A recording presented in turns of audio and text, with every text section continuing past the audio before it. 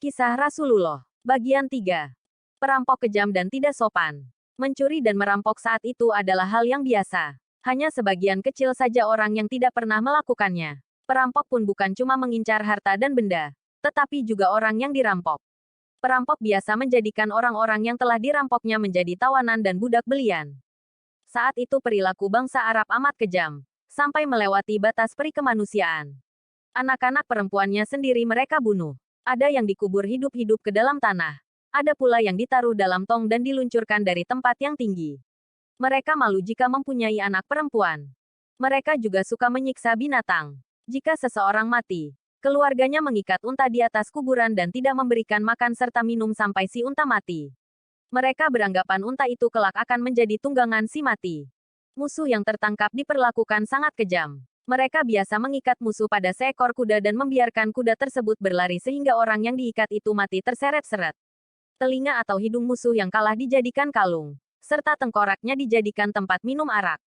Orang jahiliyah juga tidak mengenal sopan santun. Mereka biasa berkeliling Ka'bah tanpa memakai pakaian. Begitulah kebiasaan orang-orang Arab saat itu. Mereka adalah bangsa yang maju perdagangannya, pandai membuat perkakas, membuat obat, ahli astronomi, serta mahir bersyair. Namun mereka juga mempunyai kebiasaan buruk. Memakan bangkai binatang. Dalam urusan makan dan minum pun tidak ada yang dilarang.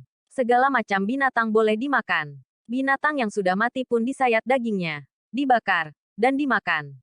Mereka juga suka meminum darah, binatang, dan makanan darah yang dibekukan. Muthalib. Suatu hari, Hashim pergi berdagang menuju Syam. Ketika melewati Yasrib, di kemudian hari disebut Madinah, Hashim melihat seorang wanita baik-baik dan terpandang. Siapakah wanita itu? Tanya Hashim kepada orang-orang Yasrib. Dia adalah Salma binti Amr. Suaminya telah tiada. Kini dia seorang janda. Mendengar itu, Hashim melamar Salma dan Salma pun menerimanya. Mereka lalu menikah. Hashim tinggal di Yasrib beberapa lama. Ketika Salma mengandung, Hashim melanjutkan perniagaannya. Namun, itulah kali terakhir Salma melihat suaminya karena Hashim tidak pernah kembali lagi. Ia meninggal dunia di Palestina. Salma melahirkan seorang anak laki-laki yang kemudian diberi nama Syaibah. Sementara itu, sepeninggal Hashim, kedudukannya sebagai pemuka masyarakat Mekah dipegang oleh adik Hashim yang bernama Al-Muthalib. Al-Muthalib juga seorang laki-laki terpandang yang dicintai penduduk Mekah. Orang-orang Quraisy menjulukinya dengan sebutan Al-Fayyad yang berarti Sang Dermawan. Suatu hari, dia mendengar bahwa Syaibah, keponakannya yang tinggal di Yasrib, sedang tumbuh remaja. Aku harus menemuinya, pikir Al-Muthalib. Dia adalah anak kakakku. Dulu ayahnya adalah pemuka Mekah. Maka dia harus pulang untuk melanjutkan kekuasaan ayahnya menggantikan aku. Ketika Al-Muthalib bertemu Syaibah di Yasrib, dia tersentak. Anak ini benar-benar mirip Hashim. Mari nak, ikut paman ke Mekah, peluk Al-Muthalib. Tetapi, jika ibu tidak mengizinkan pergi, aku akan tetap tinggal di sini, jawab Syaibah.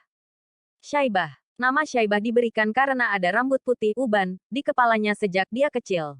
Selain Syaibah, Hashim telah memiliki 4 putra dan 5 putri yang tinggal di Mekah. Abdul Muthalib. Tidak, aku tidak akan membiarkannya pergi, jawab Salma. Dia buah hatiku satu-satunya. Wajahnya lah yang senantiasa mengingatkan aku akan wajah ayahnya. Aku juga menyayangi Hashim, jawab Al-Muthalib. Bukan cuma aku, tetapi penduduk kota Mekah juga menyayanginya. Mereka pasti akan senang sekali menyambut kedatangan putra Hashim. Begitu melihat wajah anak ini, rasa sayangku timbul kepadanya. Seolah-olah aku melihat Hashim hidup kembali dan berdiri di hadapanku. Izinkan aku membawanya pergi. Sesungguhnya Mekah adalah kerajaan ayahnya dan Mekah adalah tanah suci yang dicintai oleh seluruh bangsa Arab. Tidakkah pantas putramu pergi ke sana dan melanjutkan pemerintahan ayahnya? Salma memandang Syaibah dengan mata berkaca-kaca. Hatinya ingin agar putra satu-satunya itu tetap tinggal di sisinya. Namun, ia tahu masa depan Syaibah bukan di Yasrib, melainkan di Mekah. Akhirnya, ia pun mengangguk. Baiklah, kuizinkan ia pergi. Dengan amat gembira, Al-Muthalib mengajak keponakannya itu pulang. Syaibah duduk membonceng unta di belakang pamannya.